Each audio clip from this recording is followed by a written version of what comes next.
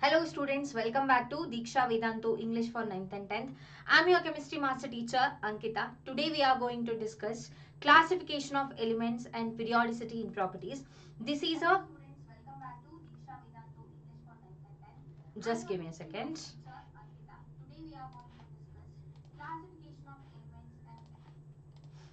So yeah, we are going to discuss the classification of elements and periodicity in properties. This is a grade 11 chapter. Okay, so if you have finished your grade 9 or 10, this is a good time for you to kickstart your preparation. Okay, so for competitive exams and also for grade 11 and 12, because there are a lot of concepts that you need to study in grade 11 and 12. Okay, we're just giving you a heads up. This is the foundation class, so I have taken the most important topics and I have made it as easy as I can. Okay, we are going to discuss the history of periodic table, Mendeleev's periodic table. Then we are going to discuss about the modern periodic table, and then nomenclature of elements with atomic number greater than 100, and electronic configuration and general classification of elements. Okay, so this is a one shot. This is not, yeah, this lecture is one shot. Okay, so this is just a foundation class. I haven't I'm not gonna go in detail about all the things. Before that, before we start the class, please do subscribe to the channel. It's very important that you show support. Okay, so do subscribe to the channel and give see that thumbs up channel, give a like. Okay, hit that like button and share the videos with your friends as well as family, so that it will be useful for them as well. And we have a Telegram channel as well. Join Diksha Vedantu English Telegram channel now. We will get free notes, assignments as well as daily updates. And Vedantu learning centers are almost in every part of the country. Okay, you can either call to the number that's displayed on the screen, or there will be a link in the description. Okay, you can click on that and avail your benefits, as well as limited seats are available, so book it as soon as possible. And yeah, let's get started with the concept then. So what is the need for classification of elements? Yes, what is the need? Why do we need to classify elements? Why do you arrange your cupboard, or why do you keep your room really clean? What is the necessity?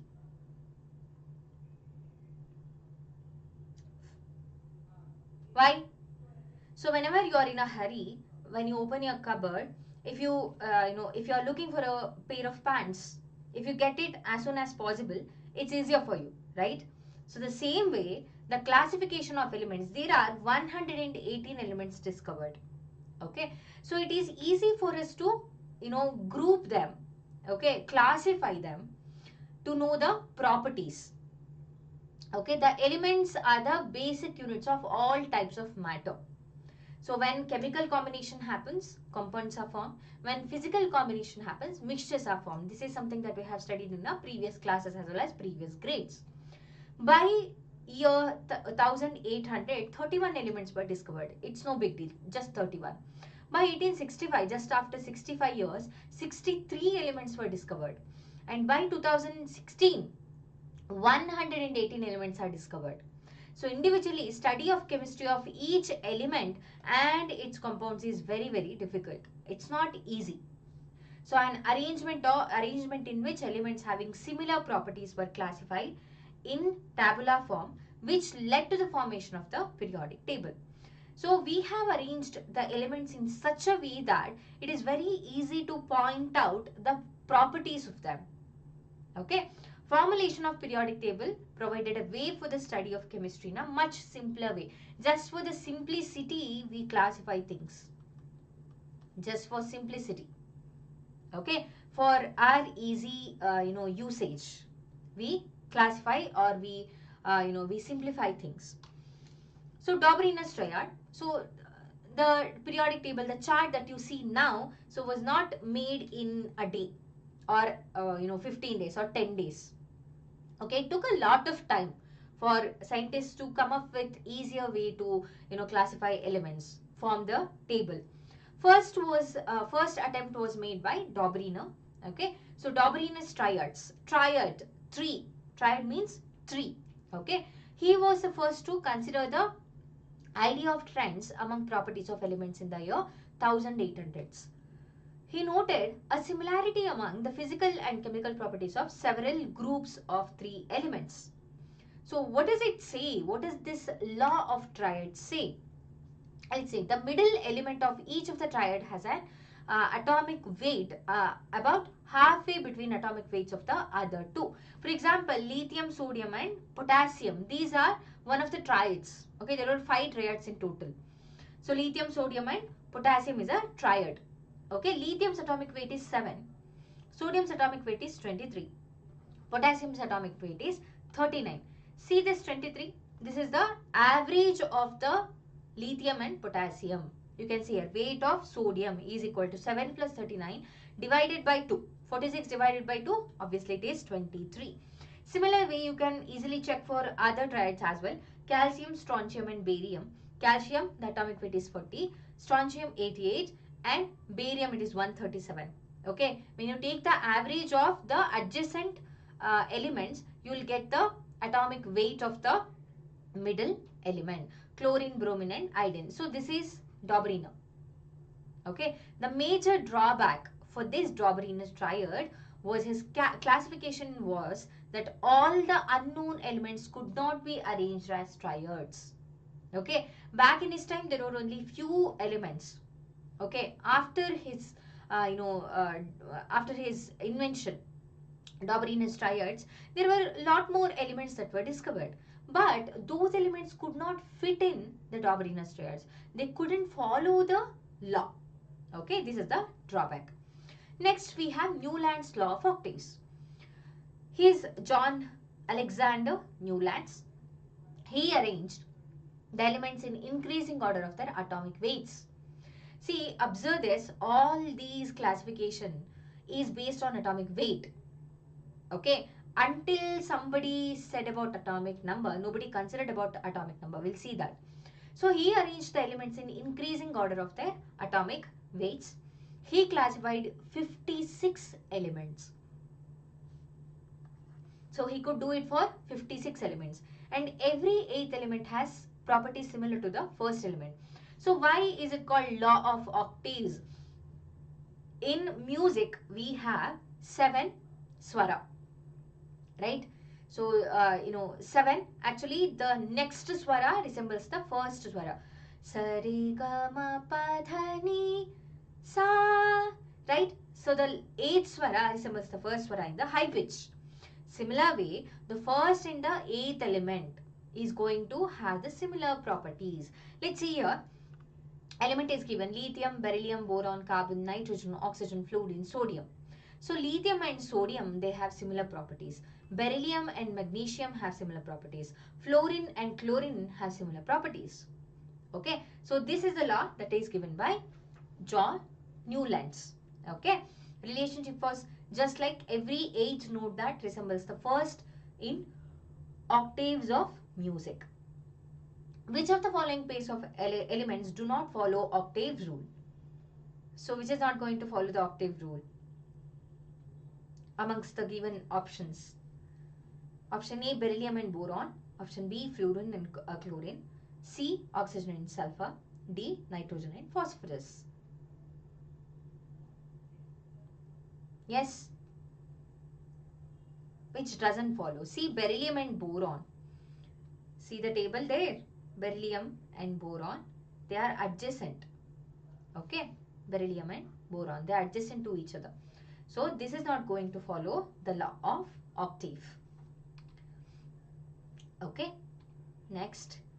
Chlorine, bromine and iodine follows Dobereiner's triads. The atomic masses of chlorine and iodine are 35.5 and 127 respectively. The atomic mass of bromine is dash. What's going to be the answer? Chlorine and bromine and iodine. Okay, chlorine, bromine and iodine. They follow Dobereiner's triads. The mass of chlorine is given, that is 35.5 atomic mass unit, and iodine is 127 atomic mass unit. So we'll take the average. Okay, atomic weight of bromine is equal to 35.5 plus 127 divided by 2. So what's going to be the answer? It's going to be 81.25. 81.25 is the right answer. Okay, this is very simple.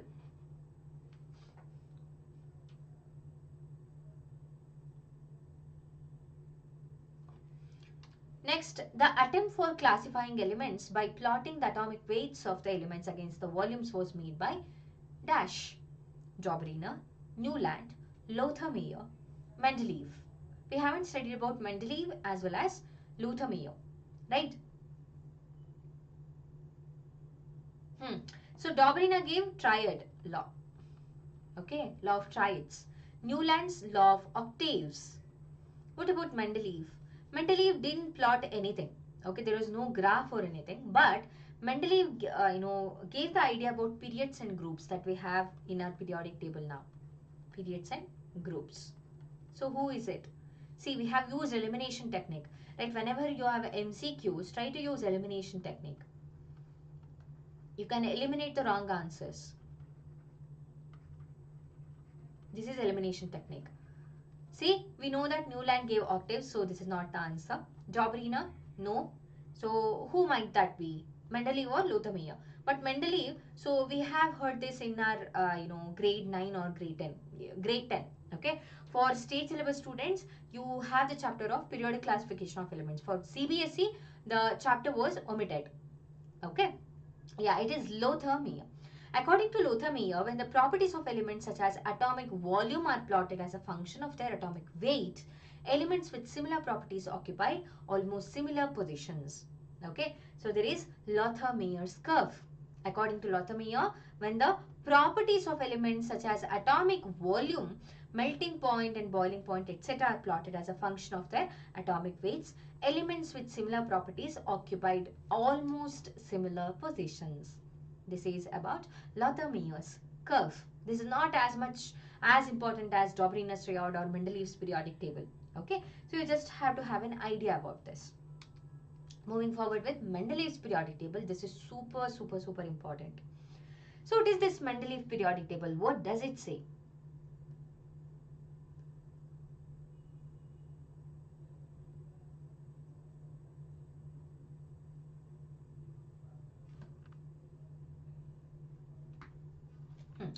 So the properties of elements are periodic function of their atomic weights. So how are we going to arrange the elements according to their atomic weights? So this was given by Dmitry Mendeleev. Mendeleev arranged elements in horizontal rows and vertical columns of a table in order of their increasing atomic weights in such a way that the elements with similar properties occupied the same vertical column or group. Okay, the horizontal rows and the vertical columns. Vertical columns are called groups. The horizontal rows are called periods. The vertical columns are called groups. Okay. So when Mendeleev started his work, only 63 elements were known. So by his time, only 63 elements were known. They were discovered. Horizontal rows in the periodic table are called periods and the vertical columns are called groups. This is how I remember. Vertical columns are called groups. Horizontal rows are called periods. Okay. So this is Mendeleev's periodic table. See here, there are groups of elements, right? There are periods. These are called periods. These are called periods. These are called groups. Okay. So how many periods are there in total? There are 11 periods and 8 groups. Alright. So there is helium, hydrogen, lithium, neon, sodium, beryllium. So how did he come up with this? The hydrides and oxides of elements. How did he arrange this according to hydrides and oxides of elements? Okay. For example, so lithium hydride, okay, and boron. So how is it going to form the hydride? Oxygen, fluorine. So how are they going to form hydrates and oxides? Similar hydrates and oxides are arranged in the same column. Okay. So merits of the Mendeleev's periodic table. If you can see here, there are some empty places. Okay. He left some empty places. So what is the need for the empty place here also? There were few empty places. He left gaps in his periodic table for elements yet to be discovered. For example, Eka silicon. Eka silicon is nothing but germanium. Hi, Dad Princess. What's your actual name? Hello, welcome to the class. Eka silicon is germanium. So it was, germanium. So it is discovered in Germany. That's why. Okay. And Eka aluminium is gallium. Why did he call Eka silicon and Eka aluminium? He didn't actually, they didn't actually discover the elements back then. But he called them Eka silicon and Eka aluminium because, so this element, whichever is yet to be discovered, would have the similar properties to that of silicon. That's why he named it Eka silicon. And gallium has a similar properties to that of aluminium. Okay, he was that smart. He actually, oh, Chandana. Okay, hi Chandana. Yeah, he actually predicted these. Okay, simplified the study of chemistry for elements by putting up the groups and periods. He helped in correcting the atomic masses of some elements. For example, atomic mass of beryllium was corrected from 13.5 to 9. Okay, he predicted the atomic mass as well. Okay. So, because of his contribution to the periodic table, one of the elements is named after Mendeleev. It is called Mendelevium. Some of the elements did not fit in with his scheme of classification if the order of atomic weight was strictly followed. There was, some disparity in Mendeleev's periodic table because not all the elements, followed atomic weight, increasing atomic weight. Okay, that concept. And iodine was placed after tellurium in group 7 with fluorine, chlorine and bromine. But this is wrong. Okay. And some similar elements are separated and dissimilar elements are grouped together. For example, copper and mercury resemble in properties but are placed in different groups. While lithium, sodium and potassium are grouped with copper, silver and gold, though their properties are different. Okay, lithium, sodium and potassium are highly reactive actually. These are highly reactive.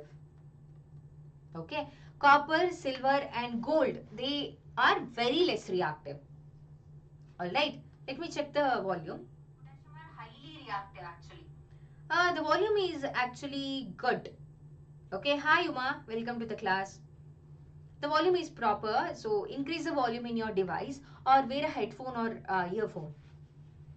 Position of hydrogen was with first group of elements, but certain properties resembled with halogens. So hydrogen is a very unique element. Let me tell you why. Hydrogen has similar properties to that of metals and it has similar properties to that of non-metals.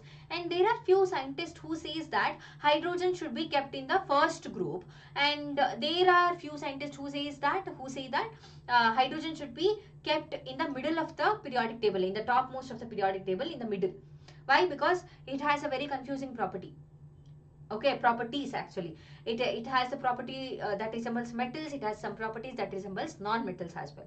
Even now, the position of the hydrogen is quite confusing. Okay, so Mendeleev's periodic table based on atomic mass. It based on atomic weight or atomic mass. Isotopes have placed at different positions, so disturb this symmetry of the table. So we know what are isotopes. Isotopes are the atoms having same atomic number will be there, but they are going to have different atomic weight, different atomic mass. These are the elements of the same atomic number. These are the elements of the same atom. Okay, same element, atomic mass. For example, hydrogen. See here, hydrogen has 3 isotopes. Okay, here the mass is different for all of them. The atomic number is similar. But according to Mendeleev's periodic table, according to Mendeleev, the periodic property is the atomic mass. So he would place these isotopes in different places and it would be entirely wrong. Okay, we cannot place the same atoms, the atoms of the same element in different columns or groups.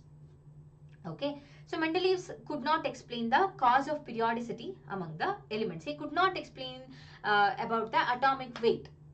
Okay, moving forward, which important property did Mendeleev use to classify the elements in his periodic table? What was it?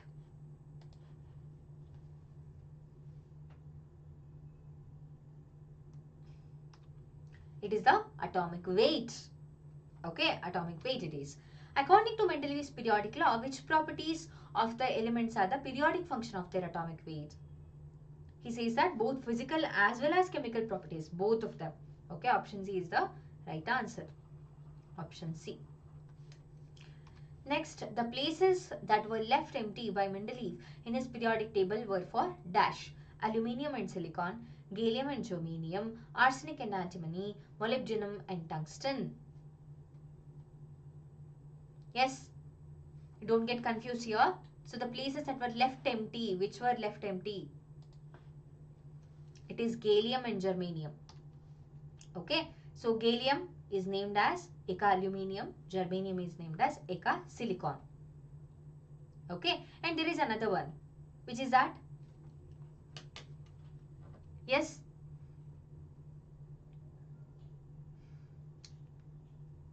that's your homework. Okay, so search for this. There was another element. Okay, there was another place left by Mendeleev, which was later discovered. Okay.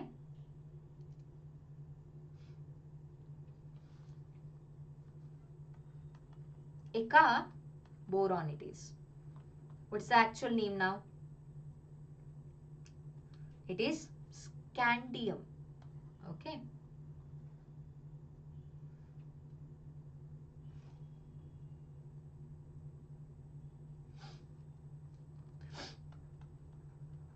It is scandium. Next, modern periodic table. This is super important. The periodic table, the chart that now we see is the modern periodic table. Okay. So, Henry Moseley observed regularities in characteristics of X-ray spectra of elements. He is Henry Moseley, one of the great scientists. So, what did he do? Delta V, that is frequency. Okay, frequency of the X-ray emitted. Though this was based on experimental evidence. He had experimental evidence for this. Okay, versus atomic number gave straight line. Okay, when he plotted frequency versus atomic number, the frequency of the X-ray emitted and the atomic number, it gave a straight line, which means that so the atomic number is more fundamental property of an element than the atomic mass. Okay, so Mendeleev's periodic table, failed at certain points. Why? Because it was not about atomic number. It was made depending on the atomic mass. Okay, that's the reason why there were some disparities in that table, periodic table. But modern periodic table, made it really easy because it is depending upon the atomic number of the respective elements. So what does it say, the modern periodic law? This is very important. So the physical and chemical properties of the elements are the periodic functions of their atomic numbers.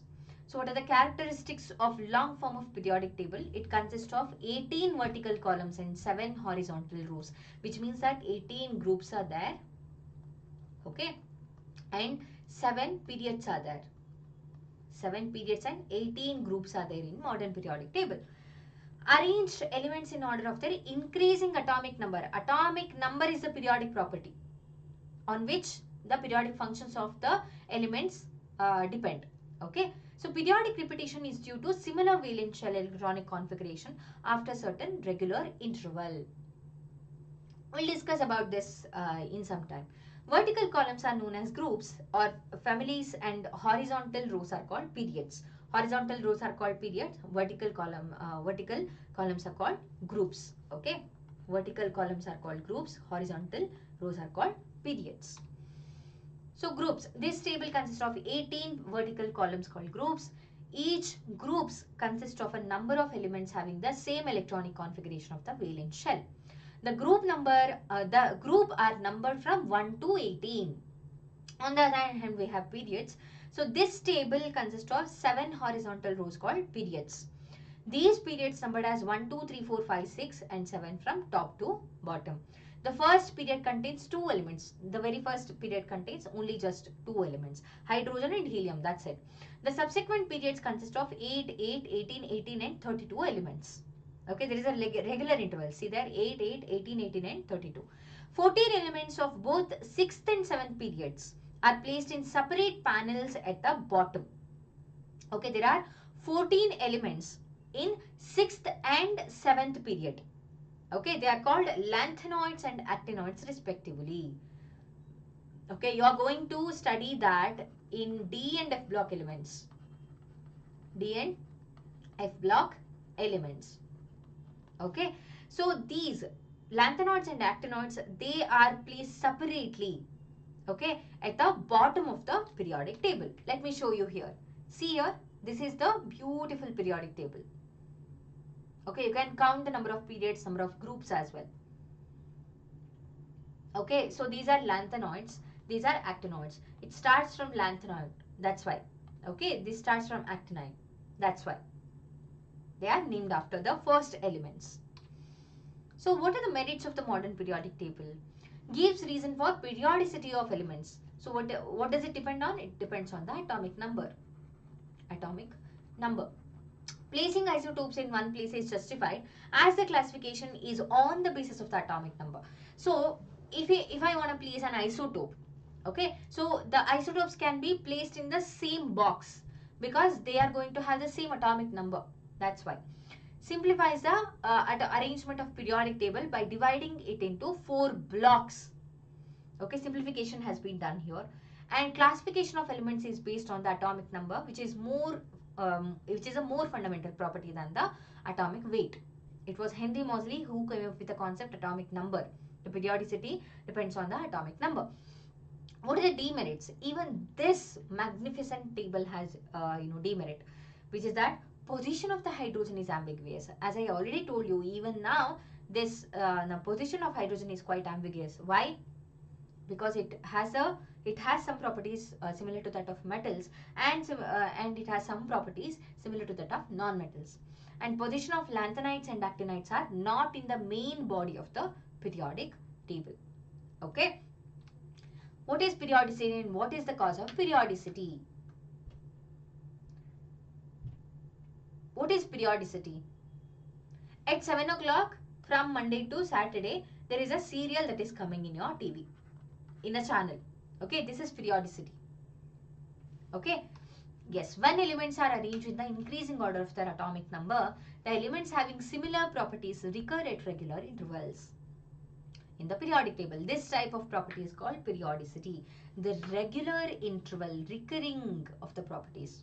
Okay, the cause of the periodicity in properties is the same outermost electronic configuration coming at regular intervals. Okay, so what is the cause of periodicity? Why does it happen? Because the elements having the same or similar outermost electronic configuration occur at regular intervals. Okay, moving on. Is there any similarity between Mendeleev's periodic table and modern periodic table? What do you think? Even Mendeleev's periodic table had groups and columns. Modern periodic table also has groups and periods. Okay, that is a similarity. And in the long form of periodic table, lanthanides are placed in the dash, 2nd period, 5th period, 6th period and 7th period. Where is it placed? Lanthanides. In which period? See there, it is the 6th period. It is the 6th period. Okay. Option C is the right answer. What does Z represent in the graph below? What is it? Henry Moseley's experiment, right? What does it signify?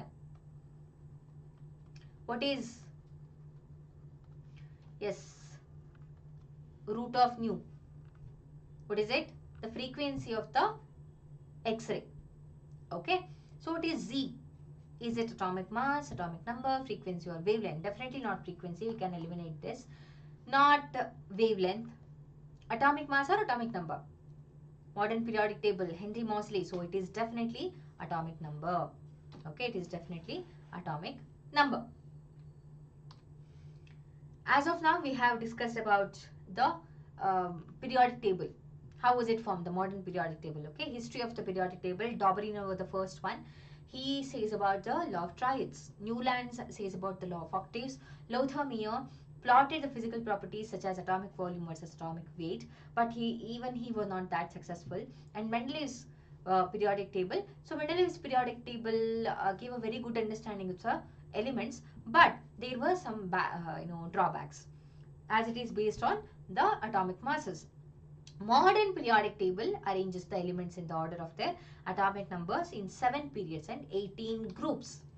Now we are going to discuss about nomenclature of elements with atomic number greater than 100.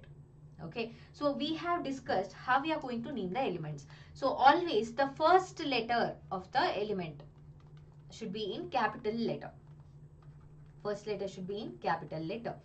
Okay, so if there are two elements having the same first letter, we are going to go for the second or the subsequent letters. Okay, the second letter is always in the small letter. Okay, it is always in small letter. If you write like this is cobalt. If you write like this, is this carbon monoxide. Okay, there is a huge difference. So you cannot be ignoring this. Alright, so now we are going to know, for example, let's take a couple of examples here. For gold, it is AU. Why? This gold has a name that origins from Greek word aurum. That's why we consider AU. Okay. Similar way, Na for sodium. Why? Natrium is the Greek or Latin name. Okay. Carbon, C. Carbon, C. Okay. And we have nitrogen, N. What about neon? It is Ne. Okay. We cannot have the same letter. That's why we have Ne. Okay. Nickel, same letter, right? So Ni. First letter is same. That's why we have the symbol Ni. Thank you, Chandana. Yeah, this is about the nomenclature of general elements. But after 100, atomic number with more than 100, we have different technique that we follow, and we'll discuss electronic configuration in general classification of elements as well. Okay, let's take a short break for 5 minutes and then we'll continue with the concept. Okay, 5 minutes of break.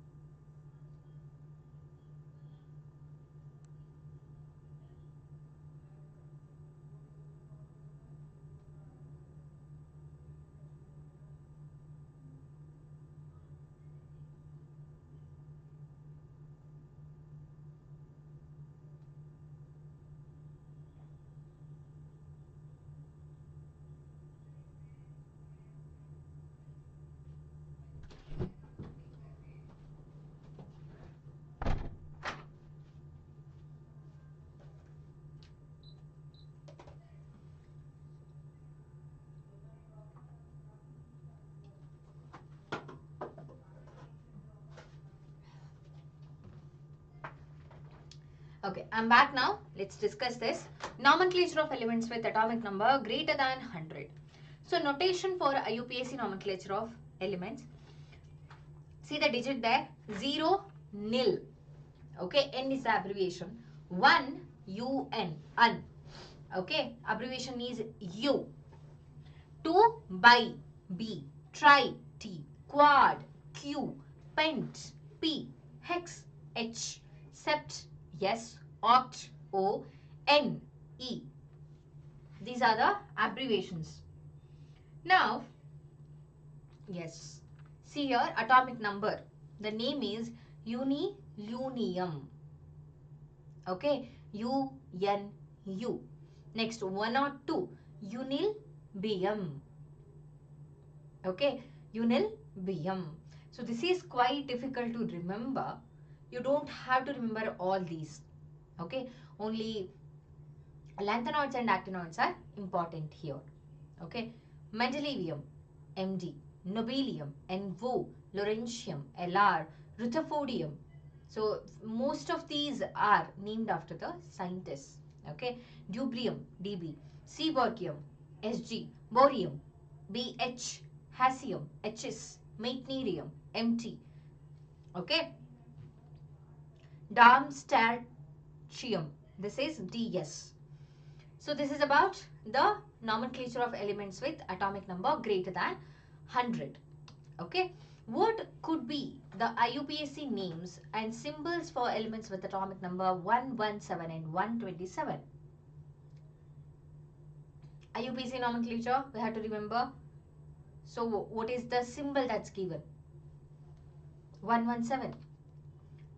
117, UUS. This is the symbol. Okay. Unin septium. Alright. And 127. Unbiseptium. Unbiseptium. What is the name and symbol for the elements with atomic number 112? Yes, 112. It is going to be UUB. UUB. Obviously, this cannot be the answer.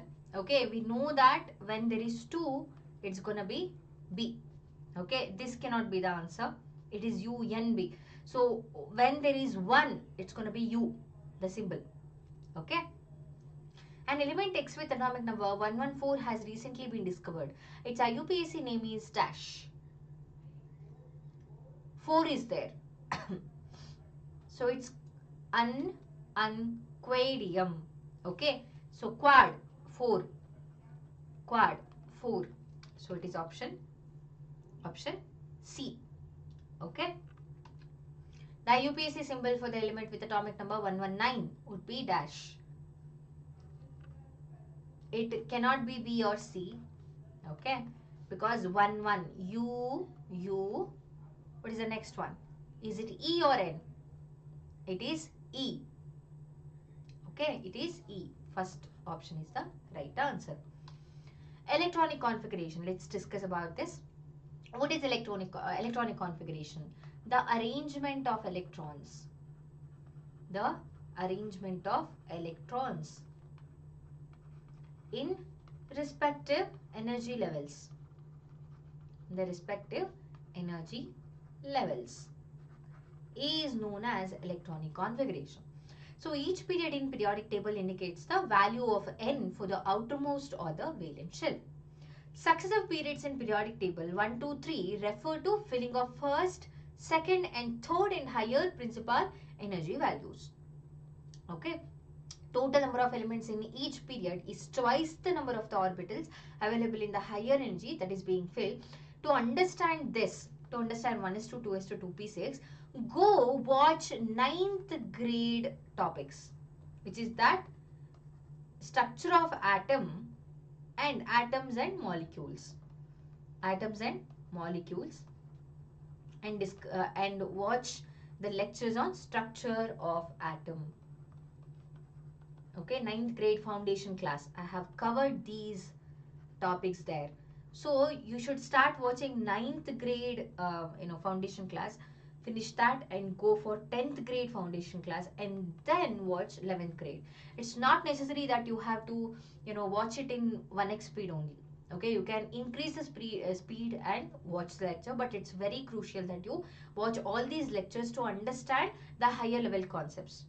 Only if your basics are strong, only if the foundation is strong enough, you can understand difficult concepts. Okay. There are energy level, okay, KLMN, and there are S, P, D, F orbitals, etc. Yeah. So there are 7 periods in the periodic table. According to Bohr-Bury's theory, orbital energy order of filling an electron is, so in 1s, only 2 electrons, 2s and 2p, 8, 3s and 3p, 8, 4s, 3d and 4p, total of 18 electrons, 5s, 4d, 5p, so it is 18, 6s, 4f, 5d, 6p, 32, and last is also 32. Okay. So S orbital can accommodate only 2 electrons, P can accommodate total maximum of 6 electrons, D can accommodate maximum of 10 electrons, and F can accommodate maximum of 14 electrons. Okay. Next, period number 1. So number of energy level being filled, N is equal to 1, which means that only 1s orbital is filled. Okay, it has 2 electrons. Period number 1, we have only 2 electrons. Remember, hydrogen and helium. In hydrogen, it is 1s1, and in helium, it is 1s2. Simple. Okay. In the second period, N is equal to 2. So, 2s and 2p. Total number of electrons will be 8. And you have to follow Bohr-Bury scheme. And period number 3, N is equal to 3. So, 3s, 3p. 4, 4s, 3d, 4p. 5, 5s, 4d, 5p. 6, period number 6, 6s, 4f, 5d, 6p. These are the orbitals having similar energy. Okay, it's not always about, till here you can see N is equal to 3 means 3s, 3p. It's not the case always. Okay, 4s, 3d and 4p, they have the similar energy level, similar energy, that's it. Okay, next, N is equal to 7, 7s, 5f, 6d, 7p. See here, 7s, S can accommodate 2 electrons. F can accommodate 1 to 14 electrons. D can accommodate 1 to 10 electrons. P can accommodate 1 to 6 electrons. Okay, if we take the full 6 plus 2, 8. Okay, 8 plus 10, 18. 18 plus 14, what's going to be the answer? 32. Okay. The elements in the same group have similar valence electronic configuration. Okay, so the elements belonging to the same group will have the similar electronic configuration. You can see there, lithium, see there, 1s2, 2s1. Okay, lithium and sodium belong, lithium, sodium, potassium, rubidium, they belong to the first group. Okay, they have the similar electronic configuration. See there, and see the valence number of electrons here. The valence number of electrons is equal to 1. Okay, valence electrons or valency is equal to 1 in all these cases. Okay, this is how it works. In groups, lithium, sodium, potassium, rubidium, cesium, francium, all these possess valence electron 1 valence electron. So modern periodic table give reason for periodicity of elements. This implies that elements are showing similar properties after regular interval because of similar outer shell configuration. It's solely because of the valence number of electrons. They are showing the periodicity in the properties. Alright. Moving on to general classification of elements. So modern periodic table is classified into 4 blocks named as S block, P block and D block and F block. S, P, D, F. Okay. The names of blocks are derived from the name of subshell which receives the last electron. Whichever is going to receive the last electron. For example, in some element, S is going to receive the last electron, the valence electron. That element is going to belong to the S block. Okay. P block, similarly, P subshell. So if the last electron is filled to P subshell, then it's going to be included in P block. Similarly for D and F block. Classification of SP, D and F block. See there, S block. The first two groups belong to the S block elements. Okay. For P block, 13, 14, 15, 16, 17, 18. These elements are going to belong to the P block. D block, 3, 4, 5, 6, 7, 8, 9, 10, 11, 12. These are going to belong to the D block. Why? The last electron is going to enter the D subshell. That's why. You can see the electronic configuration. Okay, you can decode the electronic configuration here. Lanthanoids and actinoids, these are F block elements. Okay, so you are going to study in detail about D block as well as F block. There was S block and P block elements as well. The chapters was there, but it is omitted now. It is deleted now. Okay, you don't have to worry about it. Lanthanoids and actinoids, as the valence electrons are going to enter the F subshell, it is named as F block elements. They are named as F block elements. So S block elements, the element in which the shells up to n-1 are completely filled and the last electron enters the s orbital of the outermost shell. These are S block elements. And the general electronic configuration is, so inert gas, the configuration of inert gas followed by ns1 to 2. Element of group 1 and 2 constitute S block. Let's see the example for magnesium. Okay, so how do you write the electronic configuration of magnesium? 1s2, 2s2, 2p6, 3s2. Okay, so atomic number of magnesium is 12. Okay, see there, 2, 2, 6, that is 10 total of. So the last valence electrons, last electron is entering S subshell. That's why it is classified under, it is included under S block element. You can go for any element. This is going to be the trend. S block elements lie on the extreme left of the periodic table. Extreme left. And this block includes metals with low ionization enthalpies. What is this ionization enthalpy? We'll discuss that. The elements of group 1 and group 2 belong to S block elements. As simple as that. Alright. Moving forward with P block elements, the element in which the shells up to n-1 are completely filled and the differentiating electron enters the p orbital of the nth orbit. Okay, these belong to P block elements. And S and P block elements are collectively called normal or representative elements. You know why? D and F block elements are there, right? They have, kind of exceptional properties, exceptional electronic configuration sometimes. That's why. So they are not called normal. Okay, S and P are normal. They are going to follow the trend. They are not going to deviate from the periodicity. So general electronic configuration is the electronic configuration of inert gas followed by NS2, NP 1 to 6. Except for the helium. Okay, it is 1s2. Element of group 13 to 18 constitute the P block. P block elements lie on the extreme right of the periodic table. Extreme left S block, extreme right P block. This block includes some metals, non-metals as well as metalloids. So where are the metals here? Aluminium is a metal, right? But there are non-metals. Boron is a metal. Carbon, non-metal. Nitrogen, non-metal. Oxygen, non-metal. Silicon, germanium, arsenic, tellurium, polonium. These are metalloids. Okay, this block includes metals, non-metals as well as metalloids. S block elements include only metals. Okay, alkali metals and alkali earth metals. Total number of elements in this block is 37. What about this? How many elements are there? 1, 2, 3, 4, 5, 6, 7, 8, 9, 10, 11, 12, 13. There are 13 elements in S block. Moving forward with the D block elements. The elements in which outermost and penultimate shell are incompletely filled and the differentiating electron enters n-1 d orbital. This is nothing but the D block element. See the difference here? The penultimate shell will be incompletely filled.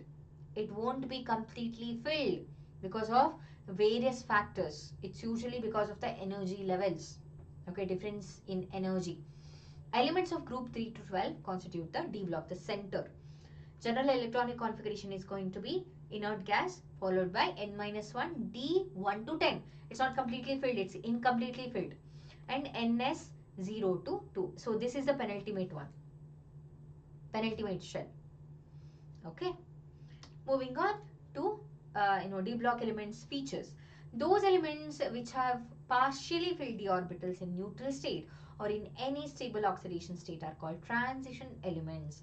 D block elements are called transition elements, and the F block elements are called inner transition elements. All the transition elements are metals, and most of them form colored complexes or ions. The significant or most important property of D block elements, they are going to form colored complexes. Okay, you'll be discussing that in upcoming classes, D and F block elements. Total number of the elements that belong to D block elements are 40, and D block elements are classified into 4 series. Okay, 3D series, 4D series, 5D and 6D series. So how? What's the criteria? So the last electron is going to go to 3D, then it belongs to 3D transition. That's first transition series. Second transition series 4D, third 5D, fourth 6D. I have even mentioned from which element to which element, so they belong to first transition series. This is about the D block elements. Now F block elements, these are called inner transition elements. Okay, so the two rows of elements at the bottom of the periodic table are called the lanthanoids and actinoids. The leftmost S block, rightmost P block, in the middle we have D block or transition elements, and the separate two rows, these are F block elements. Okay, these are called inner transition elements. Okay, the first row, the first period is called the lanthanoids amongst F block elements. The second row is called the actinoid, which begins with the element actinoid.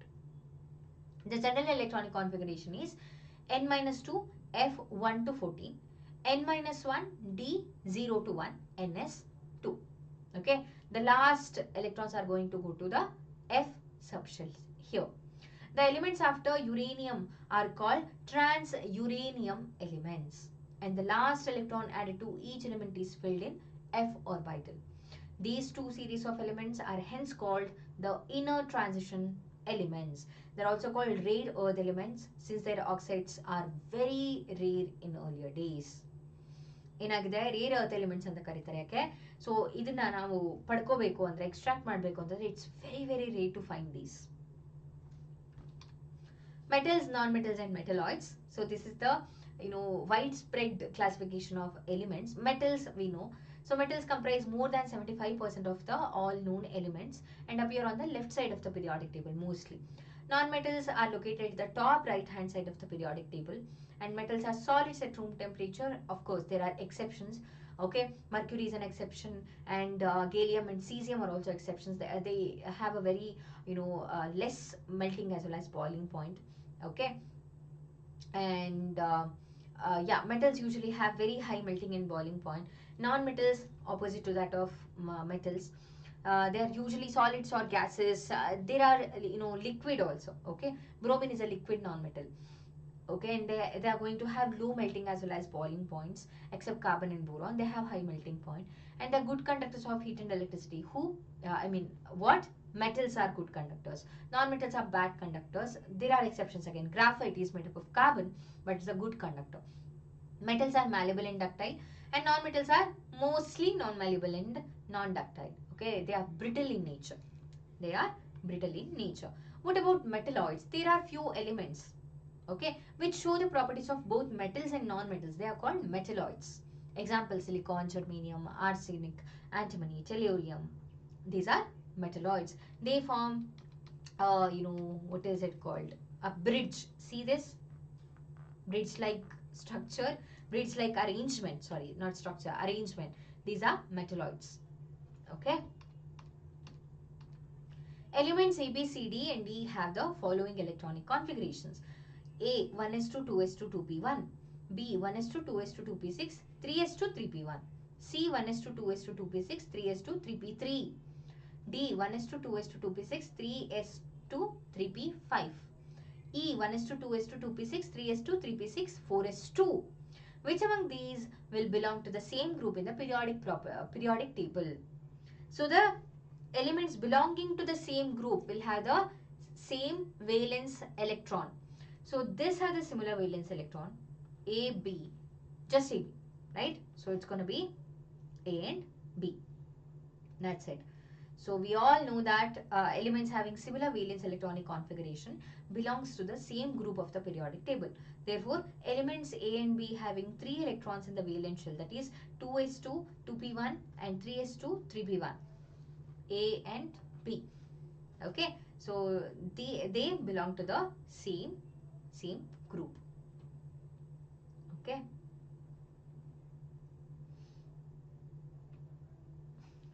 Next, the p block elements along with s block elements are called dash. S and P. S and P. D is called transition metals. D block elements are called. Okay, and inner transition metals, F block elements are called inner transition metals. So are they radioactive? They might be radioactive, not all of them.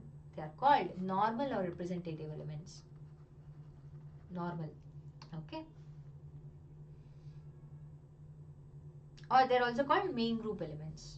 You can either write main group elements or normal elements or representative elements. Moving forward, the P block elements constitute elements belonging to which group? Group dash to dash. 1 to 18? Definitely not, because group 1 and 2, they are called S block elements. Wrong. Okay. So wherever you see 1, it's wrong. Because 1 and 2, group elements belonging to group 1 and 2, they are called S block elements. Okay. It's either group 13 to 18 or 10 to 14. It's definitely not just 10 to 14, because the rightmost elements belong to P block. Rightmost means there are 18 groups in total, right? So it is definitely option A. Option A is the right answer. Next, the outer shell electronic configuration of transition elements is given by dash. Transition elements. Which are the transition elements? D block elements are called transition elements.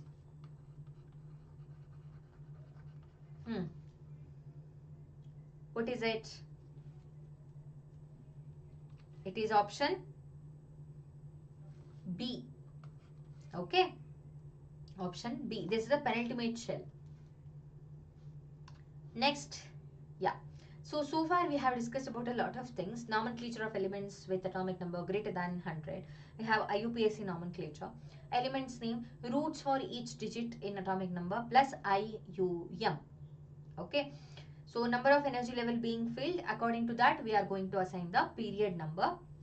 And then electronic configuration in the group. So the elements belonging to the same group will have the same same valence electron.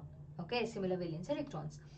Now we are going to discuss about atomic and ionic radii, ionization enthalpy and electron gain enthalpy, electronegativity, oxidation states, anomalous properties of second period element, and periodic trends and chemical reactivity. Okay, before that, let's take 5 minutes break.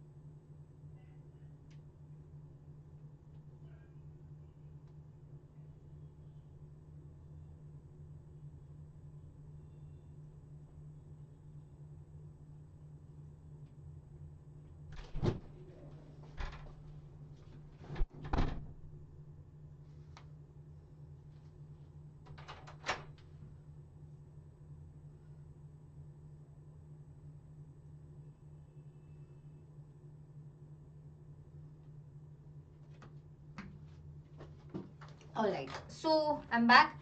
Let's discuss atomic and ionic radii first. Atomic radii. So we know what is radius. We have been studying that, studying about radius for a really long time now in maths, right?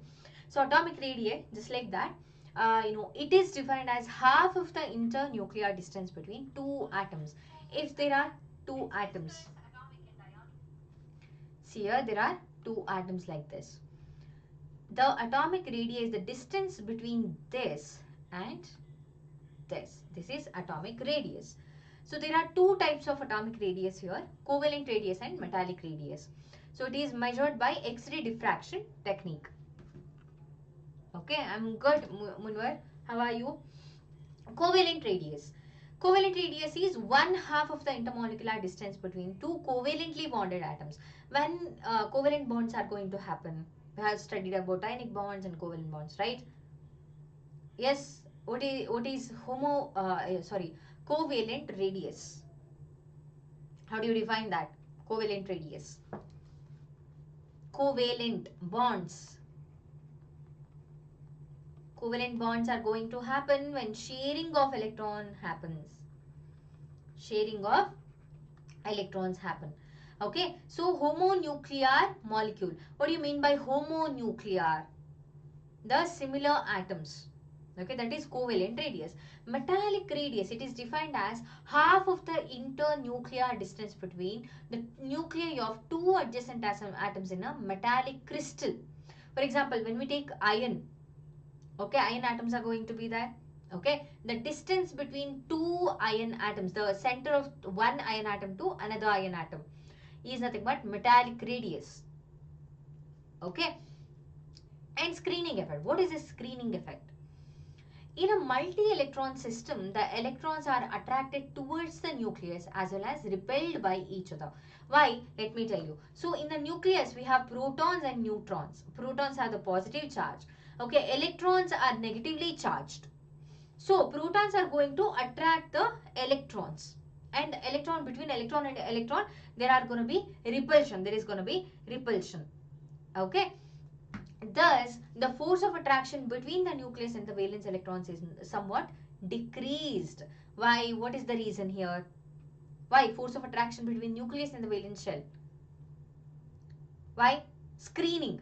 Why? Screening effect is going to happen. There are several energy levels here.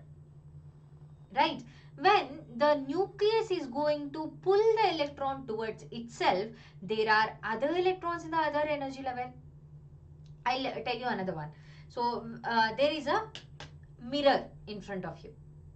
Okay. And I'm going to keep a transparent sari between you and the mirror. Now, visibility is less. I'm going to keep another sari after the first sari between you and the mirror. Visibility is even more decreased now. The similar way, as there are different energy levels and in those energy levels electrons are going to be there is going to be repulsion between electrons and electrons. Okay, thus the force of attraction between nucleus and the valence shell of electrons is decreased. Okay, this decrease in the force of attraction between the nucleus and the valence shell is due to the presence of inner shell electrons, which is called shielding effect or screening effect. They are going to act as screens. If there were no inner shell electrons, the nucleus would have pulled the outermost electron towards itself. But that's not going to happen because of shielding effect or screening effect. And what are the factors that affect screening effect? Number of inner shell electrons. How many inner shell electrons are there? If the number of inner shell electrons are more, the screening effect is going to be more. Shape of the orbital as well. Okay, so SPDF, all of these subshells have different different shape. Okay, S spherical, P dumbbell, D double dumbbell, F complex structure. Maximum screening is with respect to NS, that is S subshell, P next, D and F last. F subshell is going to have the least of the screening effect amongst the SPD subshells. Okay. So factors affecting the atomic radius. What are the factors affect the atomic radius? Why did we discuss about shielding effect? It's very important. That's why.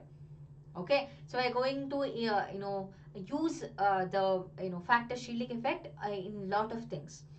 Number of shells. We were discussing about atomic radius. In atomic radius, we have two types: covalent radius and metallic radius. Okay.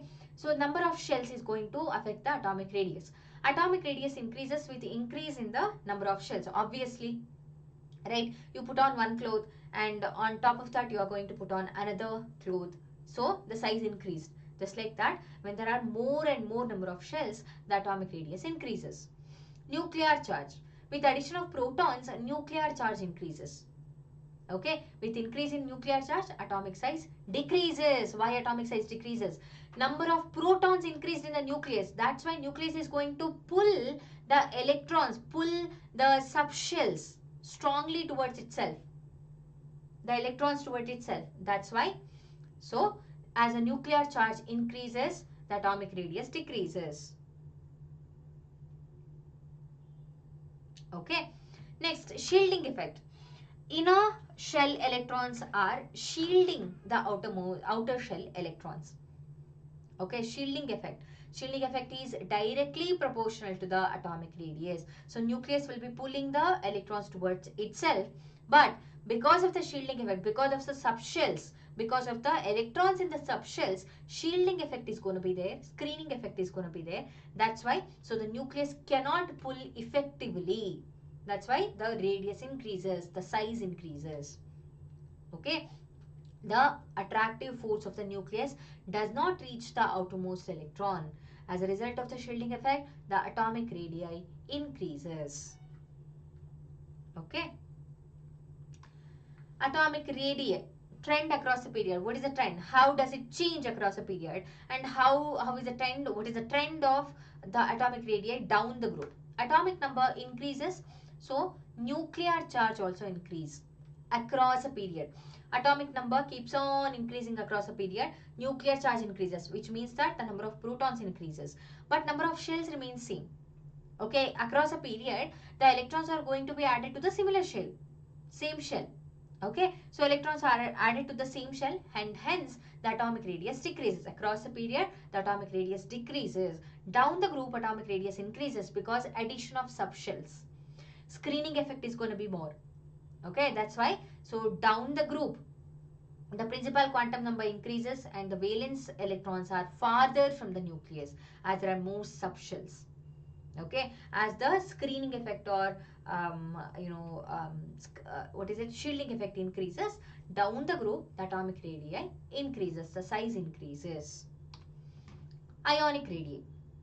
So ionic radii, it is about the radius in ionic compounds.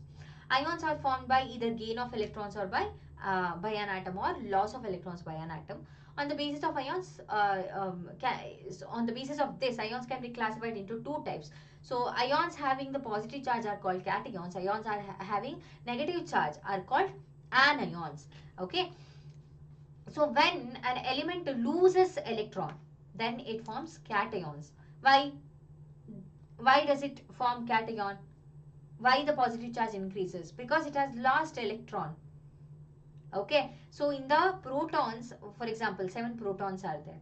Okay, so there were 7 electrons, but one of them is lost. So the charge, positive charge increases, net positive charge increases. That's why. So cations are formed. Anions, gain of electron, net negative charge increases. That's why it is going to form negatively charged ion, an atom or an element. Sodium, Na plus 1. Na1 plus, which means that it has lost one electron, 1s2 2s2 2p6, and anion, so 1s2 2s2 2p6. The actual electronic configuration of fluorine is 2p5. Okay, so here in this case net positive charge increases, so cations are going to have bigger size or anions are going to have bigger size. Net negative charge increases here. So what's going to happen? So anionic radius, there is a parent atom. Okay, when gain of electron is going to happen, so it is going to be bigger in size, so radius increased, and cationic radius radius decreases because of the loss of electron. The net positive charge increases. As the net positive charge increases, the nucleus will pull the electrons more strongly towards itself. Okay. So the order of radius in anion, atom and cation. Cation is going to have the less, smaller atomic radii compared to anions. This is something that you need to remember. Isoelectronic species. What are these isoelectronic species? Isoelectronic electrons. Let's see. Ions of the different elements which have the same number of electrons but different magnitude of the nuclear charge are called isoelectronic species. Nuclear charge is the net positive charge, okay, in the nucleus. So see there, nitrogen 3 minus, number of electrons 10, oxygen 2 minus, fluorine 1 minus, neon, sodium plus 1, magnesium plus 2, aluminium plus 3. These are all isoelectronic species because they have the same number of electrons, but their nuclear charge is different. Okay, so nuclear charge is same as atomic number. It's same as atomic number. So atomic number means the number of protons. As the nuclear charge increases, the force of attraction by the nucleus on the electrons also increases. Okay, so even though all these species have same electronic number, same number of electrons, but the nuclear charge, that is number of protons, are different. Okay, so ionic radii increases in the order aluminium 3 plus. Okay, aluminium 3 plus is going to have the least possible radius. Next, magnesium 2 plus, sodium plus 1, F minus 1. Why? See here, in aluminium 3 plus, 3 electrons are removed, which means that the net positive charge is very much. That's why the nucleus is going to attract the electrons very strongly, so shrinking the size. Okay, I hope this is clear. Moving on, which of the following species will have the largest and smallest size? Magnesium, magnesium 2 plus, aluminium, aluminium 3 plus. Which is going to have the largest and smallest size? It's going to be aluminium. Okay, aluminium is going to have the smallest size because net positive charge, the nuclear charge is more in case of aluminium 3 plus. Magnesium is going to have the largest size. Okay.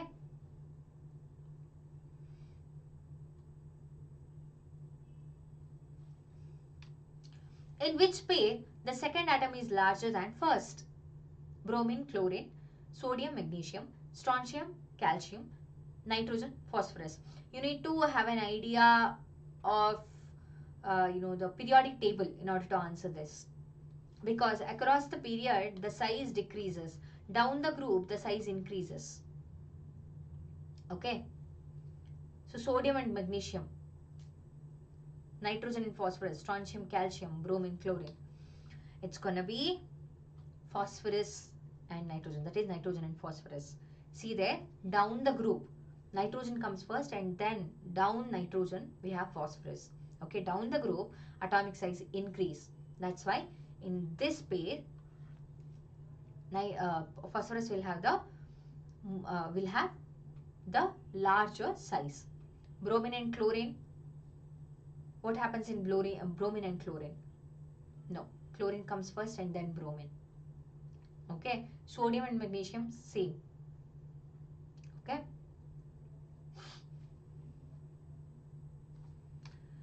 which one of the following groups represent a collection of isoelectronic species?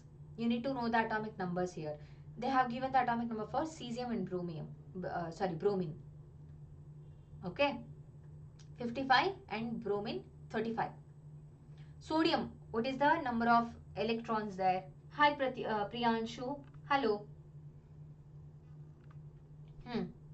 Isoelectronic species means they are going to have the same number of electrons. It's going to be option B. Okay, you can count it.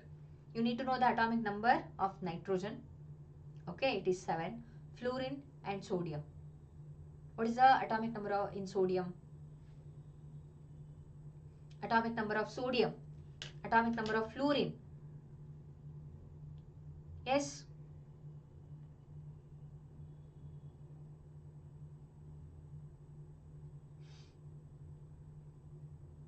Give me the answer.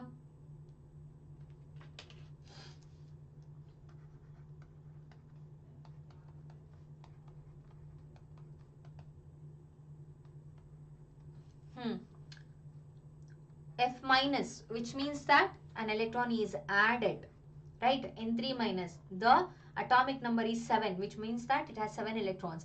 But 3 more electrons are added, so 10. Sodium plus, which means that it has lost 1 electron. Its atomic number is 11. Okay, it has lost 1 electron, so it is 10. Okay. Next, ionization enthalpy. What do you know about ionization enthalpy? As of now, we have discussed about radius, size, and screening effect. What is this ionization enthalpy? It represents the energy required to remove an electron from an isolated gaseous atom in its ground state. That is nothing but ionization enthalpy. Okay, there is an atom. Okay, hi Jafar, welcome to the class. So there is an atom and we need to remove the electron, the outermost electron. Okay, the energy that is required to do this is the ionization enthalpy. The energy that is required to remove an electron from an isolated gaseous atom is known as ionization enthalpy. So it is the unit here, kilojoule per mole, and the process is endothermic. What do you mean by endothermic? The energy will be absorbed. Okay, so energy will be absorbed.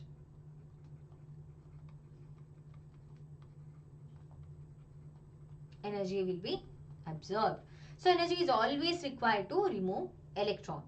Electrons is removed from an atom and hence ionization energy is always positive. Ionization energy cannot be negative. Okay, because electrons are removed from an atom. That's why. Okay, so this is a neutral atom. M is a neutral atom. Ionization energy, the first ionization energy. Okay, and the second ionization energy. Comparatively, the first ionization energy is very much. Why? In order to remove the first electron,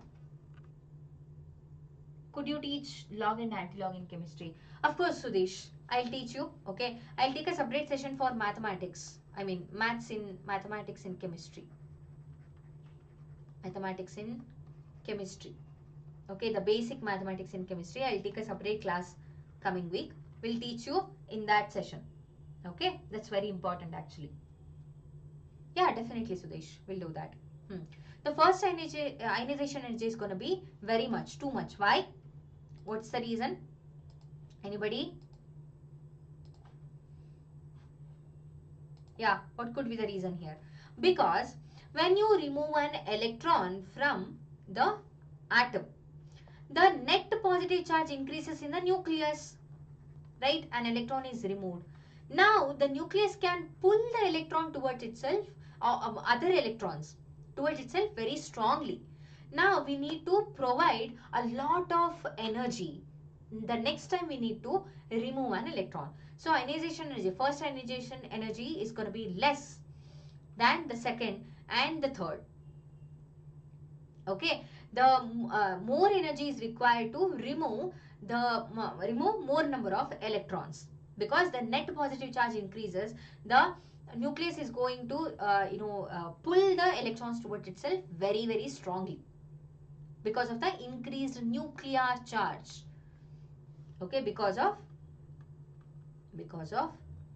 increase in nuclear charge. No, Jafar, this is for students who have passed from their 10th standard. Okay, this is for 11th graders. Even 9th, students from 9th and 10th can watch this if you have finished your foundation classes for 9th and 10th. Only then you will understand all these things. As the size increases, the ionization energy decreases. Why?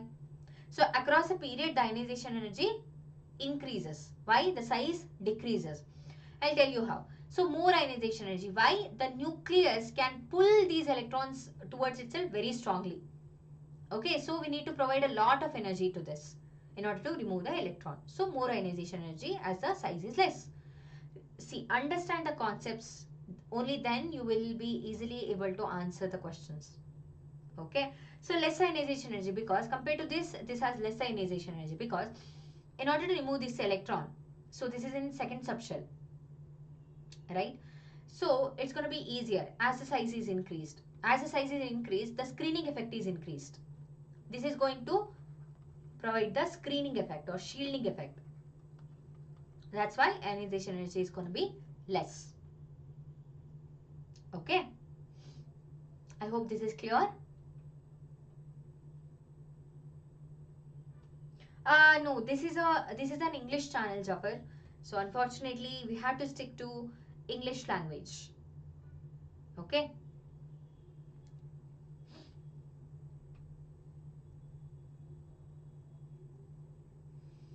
Next, electronic configuration. What is electronic configuration? So what is this Z effective, the screening effect? As the screening effect increases, the Z effective is the ionic radius or atomic radius. Okay, as it increases, so ionization energy increases. Okay.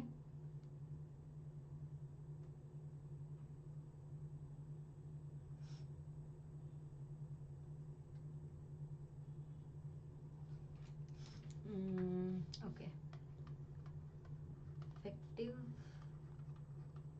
nuclear charge. Effective nuclear charge. So what is effective nuclear charge? How do you define that? How do you understand that? The ability of the nucleus to pull the electrons towards itself is nothing but effective nuclear charge. If we talk about the electronic configuration, for a stable electronic configuration, for example, that is half filled and completely filled configuration, ionization energy will be larger because of the stability. Okay, if there is a p orbital or d orbital, suppose there is 3d orbital, 3d subshell. Okay, it is half filled, 3d5 and 3d10 is there. In order to remove an electron from this completely filled subshell, it's going to be very difficult because of the stability of the electronic configuration. Okay, Neha ma'am's class, it will be tomorrow. Okay, it's tomorrow. Penetration effect of the electron. An electron will experience the greatest effective nuclear charge when in s orbital than p orbital and so on. Okay, hence the order of the ionization energy is as follows: S highest, P, D and F.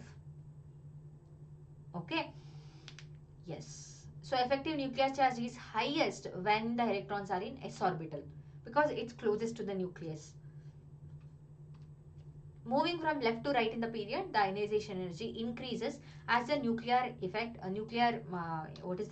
effective nuclear charge increases because the size decreases across the period. Okay, across a period, increasing nuclear charge outweighs the shielding.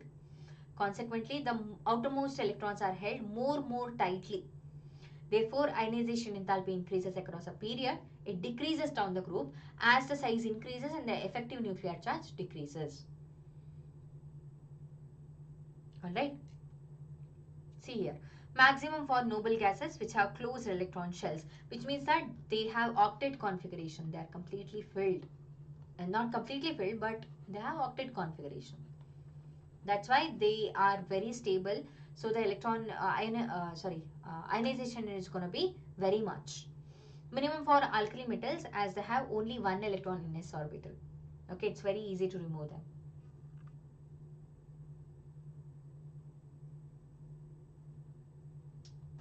Not towards screen. You're watching the class though, right?